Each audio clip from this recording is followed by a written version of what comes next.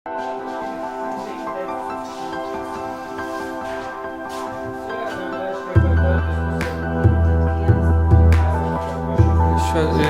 vykdome mokymosi visą gyvenimą programos projektą, kurio tikslas yra parengti mokymo programas jaunimui, kuris patiria tam tikrų sunkumų, ieškodamas galimybių įsidarbinti, kuris, sakykime, tie, kurie iškrinta iš bendro lavinimo programų, kurie neturi įgiję jokios kvalifikacijos, kurie neturi motyvacijos dirbti ir mokytis. Tai europinis projektas ir teikėjai tai buvo Karaliaus Mindaugo profesinio mokymo centras, partneriai ir metodologinis aprūpinimas Vytauto Didžiojo universiteto ir šitame projekte dalyvauja ispanai, italai, vokiečiai.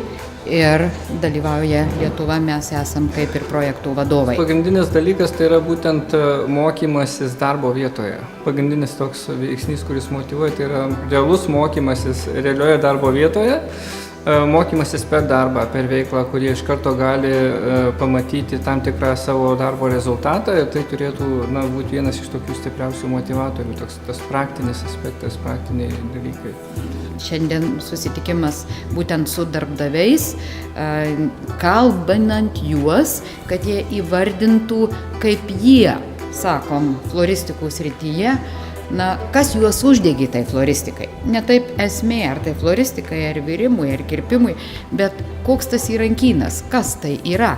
Ir esmė mūsų parengti modulį, tai yra tokia modulinė galbūt programa, kuri užtruktų nuo 7 iki 9 mėnesių, kur pusę laiko vyksta praktikos teorizavimas ir, sakyčiau, tas metodas teorijos praktikavimas. Tam tikros specialios mokymo programos, moduliai, kurie padėtų jiems susiorientuoti pirmiausiai, ko jie nori, kokią profesiją jie nori įgyti ir galiausiai, kad jie galėtų įgyti tam tikrus pagrindus, kurie toliau leistų jiems normaliai mokytis normaliuose įprastose mokymo programuose. Jau yra parengta bendrųjų kompetencijų toks moduliukas nedidelis, tai būtų viena sudedamoji dalis, kur jie tam tikrą prasme susipažįsta su savim, su išore, su galiom, ką jie gali padaryti, tam tikri psichologiniai aspektai. Ir tada mes pagal tai atrinkom, kad vis dėlto lengviausia tą rezultatą čia pasiekti floristikoje. Floristika iš esmės integruoja labai daug sričių ir floristika nėra vien tik tai gėlių komponavimo menas, floristika apima praktiškai visas man žinomas veiklos sritis ir tiek gamybinius procesus, tiek technologinius procesus, tiek inovacijas, tiek, sakysim, kažkokias mados tendencijas. Tai yra per floristiką galima pademonstruoti ir verslumo kompetenciją, ir socialinio darbo, ir grožio srities, ir sveikatos srities. Viską galima pademonstruoti per floristiką. Pirmiausia, tai jie turėtų pamatyti šitą dalyką, turėtų pamatyti realiai, kaip tai vyksta. Galbūt pabūti tuose pačiuose gėlių salonuose ar kažkur tai pamatyti, kaip tai vyksta, ar tai jiems prie dūšios, ar tai jiems patinka. Jeigu tai yra, tada galima kažkiek pradėti mokintis ar kažkaip teptis, ar tiesiog, o po to, jeigu tu išmoksti darbą, aišku, tu gali ir pats užsidirbti iš to pinigus.